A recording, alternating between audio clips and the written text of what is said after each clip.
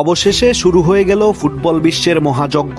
আর উদ্বোধনী ম্যাচেই নিজেদের শক্তির জানান দিল স্বাগতিক মেক্সিকো। দক্ষিণ আফ্রিকাকে 2-0 গোলে হারিয়ে দারুণ এক জয় দিয়ে বিশ্বকাপ অভিযান শুরু করেছে মেক্সিকো। ম্যাচের শুরু থেকেই আক্রমণাত্মক ফুটবল খেলতে থাকে তারা। এর ফলও পেয়ে যায় খুব দ্রুত। ম্যাচের মাত্র 9 মিনিটে জুলিয়ান কুইনোনেজ গোল করে 2026 বিশ্বকাপের প্রথম গোলদাতা হিসেবে ইতিহাসের পাতায় নিজের নাম লেখান। গোলের পর থেকেই ম্যাচের নিয়ন্ত্রণ পুরোপুরি নিজেদের হাতে নেয় স্বাগতিকরা। দক্ষিণ আফ্রিকা ম্যাচে ফেরার চেষ্টা করলেও মেক্সিকোর সংগঠিত আক্রমণ এবং শক্তিশালী ডিফেন্সের সামনে খুব একটা সুবিধা করতে পারেনি। দ্বিতীয়ার্ধে ম্যাচের 67 মিনিটে রাউল হিমেনেজ আরেকটি গোল করে ব্যবধান দ্বিগুণ করেন এবং কার্যত মেক্সিকোর জয় নিশ্চিত করে দেন। তবে ম্যাচটি শুধু গোলের জন্য নয়, আলোচনায় এসেছে লাল কার্ডের কারণেও।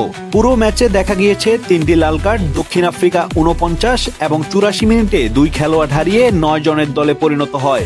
অন্যদিকে মেক্সিকোর সেজার মেন্তেসও লাল কার্ড দেখে মাঠ ছাড়েন। পরিসংখ্যানের দিক থেকে দক্ষিণ আফ্রিকার চেয়ে এগিয়ে ছিল মেক্সিকো। বলের দখল, আক্রমণের সুযোগ তৈরি, সব ক্ষেত্রেই স্বাগতিকদের আধিপত্য ছিল স্পষ্ট।